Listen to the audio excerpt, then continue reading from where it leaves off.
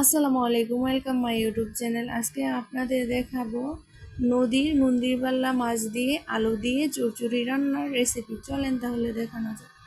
প্রথমে আমি প্যানটা চুলাতে বসিয়ে দিয়েছি। বসিয়ে দেওয়ার পরে আমি পরিমাণ মতো তেল দিয়ে দিয়েছি প্যানের মধ্যে।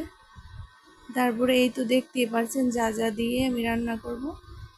তাতে একটা প্লেটে নিয়ে নিয়েছি। এখন আমি প্যানের মধ্যে আমি পেঁয়াজ কুচিটা দিয়ে দেব, দিয়ে ভালো মতো নেড়ে চেড়ে দেব ভাজার জন্য। ভাজাটা হয়ে গেলে আমি পরিমাণ মতো এটার মধ্যে আদা রসুন বাটা অ্যাড করে নিব। তারপর ভালো মতো এটাকে নেড়ে চেড়ে মিশিয়ে দেব। এখন আমি পরিমাণ মতো পানি দিয়ে দেব মশলা কষানোর জন্য। এই তো দেখতেই পাচ্ছেন হলুদের ফাঁকি, মরিচের ফাঁকি, লবণ এগুলো দিয়ে ভালো মতো মিশিয়ে নিচ্ছি,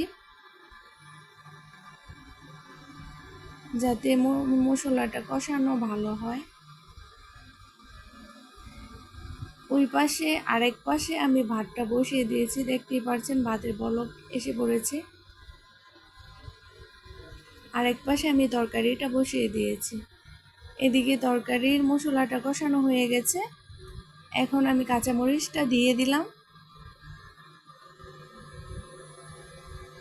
তারপর আমি আলুগুলো সম্পূর্ণগুলো একে একে দিয়ে দিব।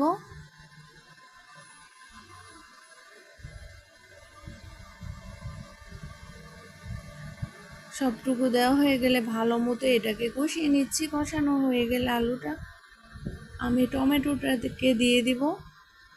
দিয়ে এটাকে ভালো মতো নেড়ে চেড়ে দিব। নেড়ে চেড়ে মশলার সাথে মিলিয়ে নেব।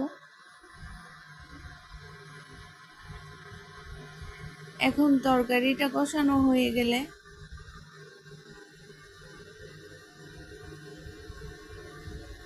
এই তো দেখতেই পাচ্ছেন তরকারিটা কষানো হয়ে গেছে।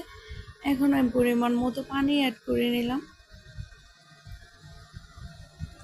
যদি এরকম ভিডিও পেতে চান প্রতিদিন, তাহলে আমার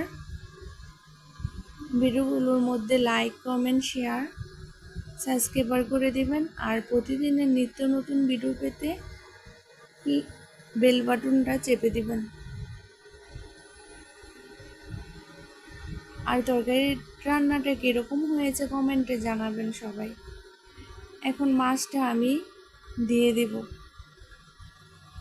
এগুলো নদীর মাছ, মুন্দিপাল্লা মাছ। আর এই মাছগুলোকে আপনারা আপনাদের এলাকায় কি মাছ বলে অবশ্যই কমেন্টে জানাবেন। এখন একটু ভালো মতো নেড়ে চেড়ে দিলাম।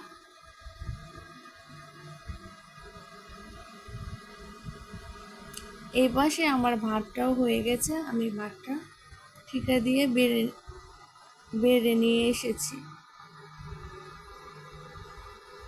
এখন এই পাশে তরকারিটা হয়ে গেছে। আমি ধনেপাতাটা দিয়ে দিলাম। দিয়ে ভালো মতো একটু জাল করে নিলাম। দেখতেই পারছেন আমার তরকারির ফাইনাল লুক।